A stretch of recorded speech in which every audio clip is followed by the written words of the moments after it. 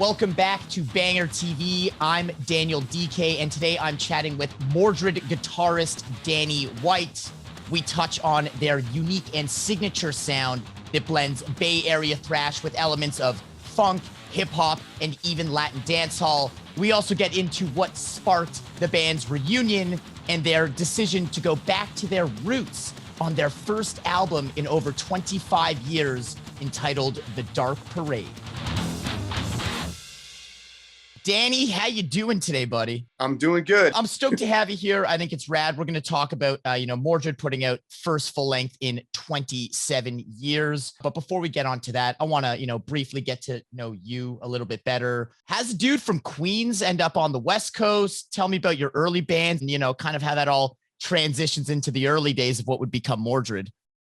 Well, we're going really, really far back. Dude, I said we're going to start at the beginning.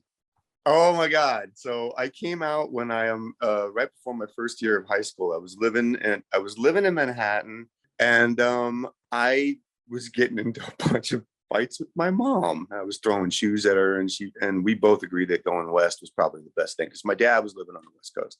So I came out to the West Coast and I started high school, and I got into a bunch of bands, and one of the bands is still together now, which is kind of crazy, a band called Savage Angel. And then I went to Los Angeles and I got into MI, Musicians Institute, for a year. Came back. While I was down there, I got a call from Sven Soderlund, who was the progenitor for Mercenary. And he was like, there's a bunch of stuff that's going on up here in the Bay Area, including Metallica, KUSF, Ron Quintana. You got to come back up because there's a whole thing that's going on right now. There's a scene. I was like, oh yeah, okay, that makes sense. Because LA was a little bit like not my speed in terms of just like personality. So I was like, all right. So I came back up. We got into this group together, and I hung out a lot with him, and we wrote a bunch of tunes. And my grandfather died, and he left me some money. And then I got a PA system. And then with the rest of the money, I spent on a demo, which was the Mercenary demo. And basically, he took the demo and tried to get into MORDRED with it. He was like, this is what I'm going to sound like with my voice off over you guys' music. And I was like, I thought that was for us. Anyway, so I basically like took his job.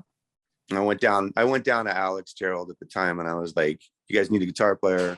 And he was like, yeah. And so I got in. I was like a hired gun when I first got in.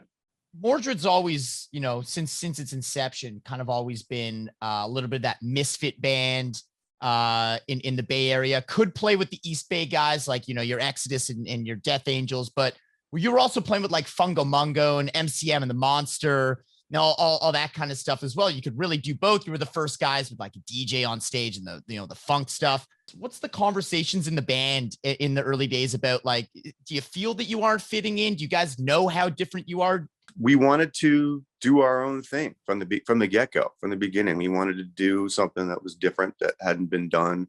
We ran up against equal parts resistance and acceptance. It just depended on who you talked to, on what day and what area. We were a city band. So in the city, we had a lot more of that influence going on. There were all those bands that were in the city, MCM and Psychofunkopus, and we had these, conversations that went kind of like, well, what else can we put in the pot, basically, but still try and keep that Bay Area, heavy thrash sound as a base. I mean, you bring up the city, and I kind of mentioned as well, East Bay. Was that really the big difference between the two styles of bands in that time? Is like there were your East Bay bands, and then there were your city bands who were playing at the Stone and shit like that? I mean, we both like went and saw other bands that were East Bay bands, and the East Bay bands would come to the city and watch us. And there was a camaraderie that was there. Before MORDRED kind of changed the style and went into the more of the mixed genre direction, we played with everybody. Like we played with, everything from Legacy, pre-Testament, to Possess, to everybody that was there we played with. And once we kind of changed, we started to kind of go into this different direction. There was like this whole like funk metal craze that was like going on back then. And we just wanted to play but the record company had a hard time kind of like putting us out with people that made sense with. And we played with everybody. Like we played with Creator, we played with, you know, a bunch of different bands because there wasn't another band that was like us, which was great. We had a great time. We went out with a bunch of different bands. Our first band we went out with was Nuclear Assault. Fucking Lilker. Yeah. Lilker and John, dude. Fuck, love those guys. John, I broke his guitar by accident and I broke my own and then I broke his. It was like the worst timing in the world. I just walked into the dressing room and I kicked out the body and it fell straight down and it snapped the headstock. And I felt so bad. And I went to John and he was like, don't worry about it. Don't worry about it. It's a Star guitar. It was this famous like Star guitar. You're not supposed to kick guitars that are leaning against walls in dressing rooms. I had a thing with that. The guys in the band, I'll tell you that I break strings quite a bit. Like I'm kind of heavy-handed. I've gotten older, so my hand isn't quite what it used to be. So I'm not breaking them quite as much anymore, which is a good thing. Let's talk more about the music. I mean, you guys always were open about that you were the experimental band and all the press you were doing in the early days of Mordred. Everyone's asking about, you know, the Rick James and Parliament, Living Color, all the different influences. But by the time the Fool's Game comes out and the reviews are coming in and everyone's loving it, do you guys start to feel that you're maybe like not just misfits anymore, but maybe a bit ahead of your time? Like, do you ever start to realize that, holy shit, people really love this? I don't remember recalling like us, you know, feeling like we were groundbreaking until years later. And then people started telling us that. It's like one of those things you don't even really reflect on in the moment. You kind of reflect on it later years down the road, perhaps even after the band's already broken up. That's when you really start to think about that kind of shit. Yeah. You know, there was that whole wave of new metal that came after us. And I was like, shit, you know, if we only just kept it together for just like a couple more, like, you know, 6 months to a year, but it just wasn't meant to be at that time. It's all timing, you know. In the era before that Mordred Reunited, you're probably driving around and Linkin Park came on the radio and you're like, are you fucking kidding me? Are you fucking kidding me right now? Through Rage Against the Machine came on and I was like, you fucking pieces of shit. I can't believe that this is up. But I mean, you know, like it's funny. I went from Danny, the guitar player, to Danny, the human being. After the band broke up, I really had to have like a whole, like, you know, finding who I was and what I represented. So I ended up becoming like an audio engineer and I got into like, you know, recording and mixing and sound design and a bunch of stuff. And I just wanted like a career out of it, but it was hard, man. It was hard. That band breakup was like, it kind of like shattered me for a minute. Like I put down the guitar for a year and a half. I didn't play. I don't think that's really an uncommon side effect of, you know, a long time project breaking up. As you said, you were no longer Danny, the guitar player. It was time to focus on, you know, being Danny, the human being, you know, focus on life outside of Mordred for a minute. Yeah. And there was a life outside of it. And it took me a little while to kind of get my bearings and become part of this, you know, like the rest of the human race. Like being in a band and like touring and doing all of that stuff, it's a different world. Mm-hmm. You know, fast paced. I was living my dream. That's what I always wanted to do. And when I was gone, I was like, what am I going to do now? Like, so I went into art school for a while. I was pretty good at drawing. I took a couple of years of jazz studies courses. That was also like a pilot program for Berklee College of Music in Cleveland. So you did MI and basically Berklee level classes as well. You're real into the theory and educational side of it. Yeah, totally. I can tell anyone who likes Charvels and George Lynch and Warren DeMartini is generally a geek. Absolutely. I confess. Your secret's safe with me and the entire internet. Don't worry. Let's jump ahead and bring it to where we're at now. You've basically got like the 91 In This Life lineup back. You're back with that lineup. It's your first album in 25 years, but it's not like you just reunited last week and started throwing a record together. These are tunes that have been in the works since 2013. Can you talk to me a little bit about the catalyst to getting the band back together and why it's taken 8 years to put something together full length wise? I was working in New York. I was living and working in Manhattan. I was working at a music school. I still have my own recording studio as part of my classroom, which was an amazing thing for like a guitar player to be able to have that. So I was able to like record ideas. And Scotty basically was like, you know, he had like contacted me a couple of times over the years and I just didn't have the time. And everything just aligned. And he was like, we should make a record. Let's write some tunes. We both agreed that it was a good idea to probably, you know, go back to the roots. It sounds cliche, but we wanted it to go back to like being like kids again, like when we first started, you know, and make it all fresh. And the problem was though that I was living there, and everybody has families and careers and all of these other, you know, things that are going on. So it just took time. It wasn't until I actually went back out to the Bay Area with a buddy of mine, my best friend, and we touched down in SF and we went to Golden Gate Park. I just laid on the grass and I had this weird healing that happened. And I kind of like, oh shit, I'm back in the fucking Bay Area. And I just kind of like fell in love all over again. And from that moment on, things kind of like started to gather steam, as they say in the vernacular. That's wild. It like accelerated the process by, you know, going back to the old stomping grounds. That's really cool. Well, I went out with the impetus of getting back together with my high school band and just getting together and just like playing and having fun. It was a lot of fun. And we recorded it and we put it up on the net. And I got a message from this dude named Matt Benny, who was in Scotland. And he was like, you know, you guys should definitely come back over here. And I was like, what are you talking about? Like, nobody fucking cares about us anymore. He's like, no.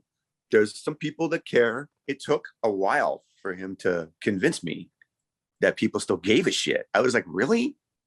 He was like, yeah, man. So we ended up doing an Indiegogo funding campaign for our first reunion tour because of him. And that really spurred me on because people, you know, put their hard-earned money up and we toured as a result. And we had a fucking blast. I remember that first night we were in Dublin and I kind of lost my shit a little bit. There was like all these people we hadn't seen in 25 years and they brought their fucking kids, you know, and it was like amazing. We're back, baby. That was it. We got the band back together, man. It's fucking great, man. It's fucking great. We had a fucking great time. That's awesome.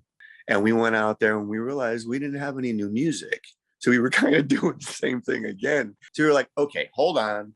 Let's step back. Let's make a full-length record, you know, and do it right.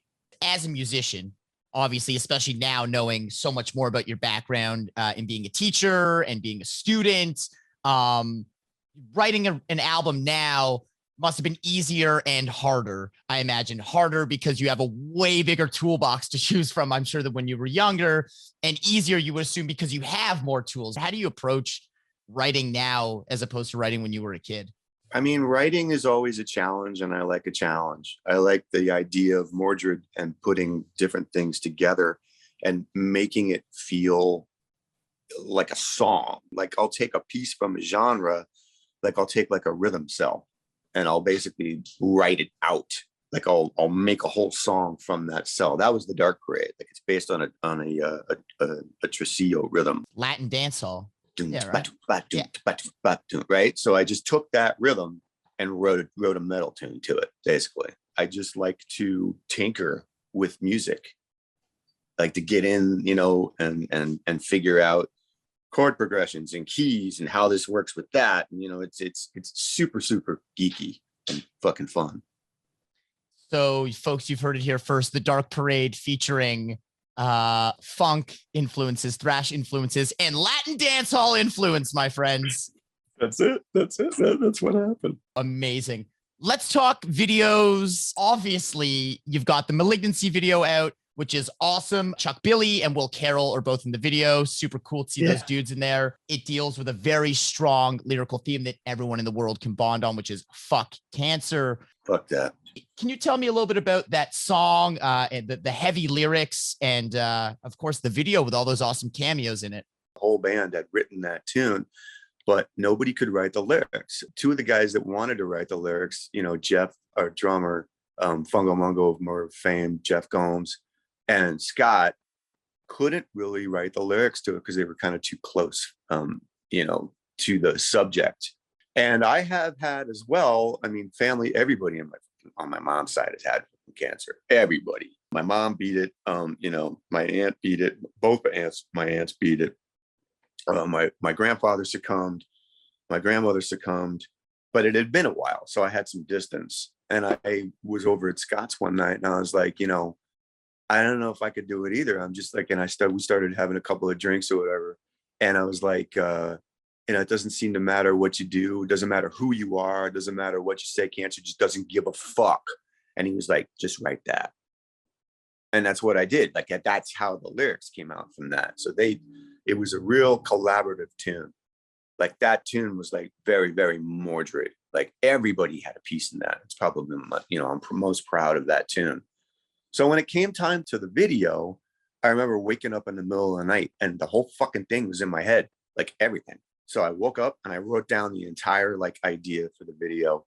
And it took a little bit of convincing for the rest of the guys to just kind of like let me run with it, but they trusted me. And so between me and Chris Powell, he's just a fucking workhorse. He's got all the equipment and all the cameras and the expertise. And between me and him, we put together the video, and we have the connections to, like, Jeff got a hold of Chuck Billy and Will Carroll. It was just fun. It was just a lot of fucking fun putting that thing together. I mean, it shows that you guys had fun because the video itself is very fun, but you see it in the production value as well. It becomes very obvious that you must have had some friends in the industry, because it looks like $1 million budget video. All the effects, all the different locations, like the storyboard is massive. This isn't just like a band in front of a green screen fucking jamming it out at the local pub or something. Thank you. That's not where the video expertise ends, though. Your YouTube channel is wild. Specifically, over the last 16 months, you guys have fully embraced the streaming and video culture. Tell me a little bit about the YouTube channel. Tell me about Acting the Fool. What is Nacho and the Fly? Who are the unusual suspects? What is Halloween, and why do I need some right now? Well, so a lot of that stuff is the brainchild of Scott and Jeff. It was shit for us to do during COVID, man. We wanted to put something online because a lot of bands were doing that and they were doing stuff, but we wanted to do things a little bit differently. And we wanted to, try and put like the Mordred spin on shit. We had this guy, Wayne, who was interested in filming a documentary for us. And that kind of spun off into, hey, why don't we do this, variety show? Actually, I think it was kind of like between Scott and Wayne that they came up with this. And it was just fucking nutty enough, to pull off. People seem to dig it. Well, of course, it's awesome. I mean, like, for anyone who hasn't seen, the parody stuff is like actually fucking hysterical. Like Halloween, I was like laughing my ass off watching that. And I swear it wasn't just because I was baked. We were definitely baked when they did it.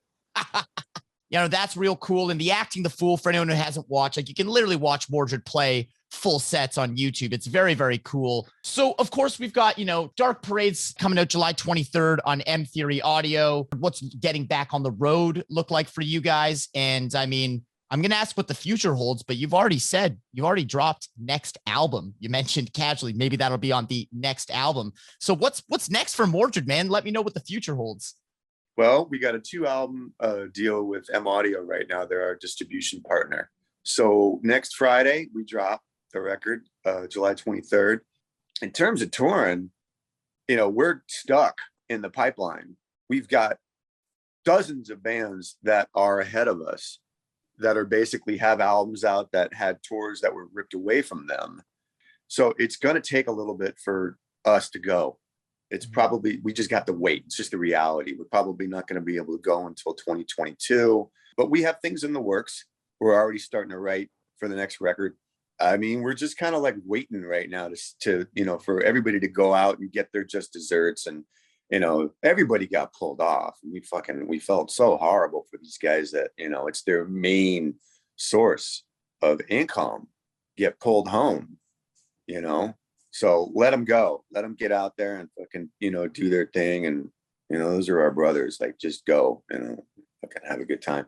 And then we'll meet them out there on the road somewhere, hopefully in 2022. No one answers that like that, by the way. That is very cool of you to recognize that there are people who've had their main sources of income taken away and now postponed 4 times since being taken away. Yeah. Your perspective on that is spot on. I love that. Danny White, Mordred, ladies and gentlemen. Dark Parade out July 23rd on M Theory Audio. Can't wait to see Mordred on the road, hopefully up in Canada. Danny, thank you so much for your time. Have an amazing day, and best of luck. Hope to see you on the road real soon. My pleasure. Take care of yourself, man. Cheers.